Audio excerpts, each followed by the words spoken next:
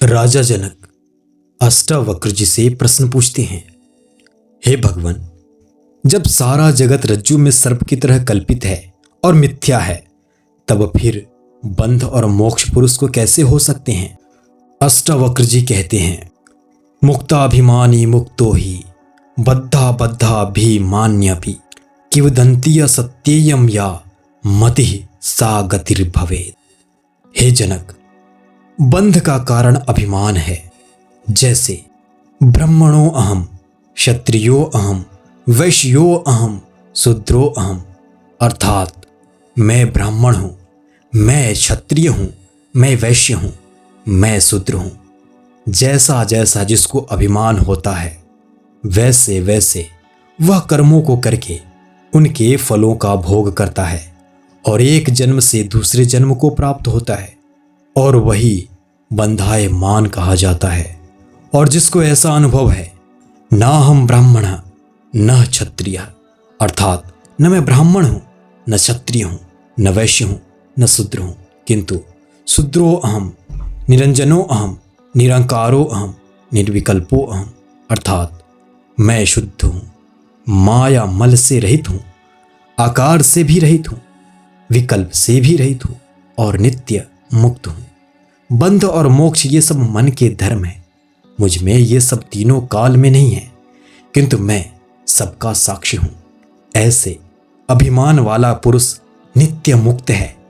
इसी वार्ता को अन्यत्र भी कहा है, जो देह के अभिमान से पुरुषों को पाप होता है, वह पाप करोड़ों गौओं के वध करने से भी नहीं होता, क्योंकि करोड़ों गौओं के वध करने वाले की शुद्धि के लिए शास्त्र में प्रायश्चित लिखा है, अर्थात प्रायश्चित करके करोड़ों गौओं का वध करने वाला भी शुद्ध हो सकता है। परंतु देहाभिमानी की शुद्धि के लिए शास्त्र में कोई भी प्रायश्चित नहीं लिखा है। इसी वास्ते जाति, वर्ण आदि जो देह के धर्म हैं, उन धर्मों को जो आत्मा में मानते हैं, वे ही देह अभिमानी कहे जाते हैं और वे ही सदा बंधायमान रहते हैं। और जो जाति और वर्णों के धर्मों को आत्मा में नहीं मानते हैं, किंतु अपने आत्मा को असंग, नित्य मुक्त और शुद्ध मानते हैं, वे नित्य ही मुक्त हैं।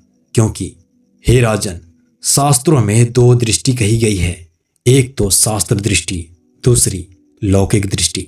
शास्त्र दृष्टि से तो देह आदि के चर्म के अभिमानों का नाम ही चमार है, क्योंकि अपने को चर्म का अभिमानी मानता है। वेदो अहम, और जो चर्म के अभिमान से रहित है, वही अपने को देह आदिकों से भिन्न नित्य शुद्ध और बुद्ध मानता है, वही मुक्त है।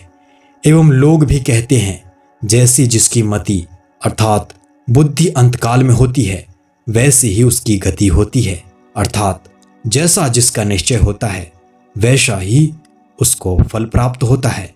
अतएव हे राजन, तू भी अपने को शुद्ध बुद्ध और मुक्त रूप निश्चय कर।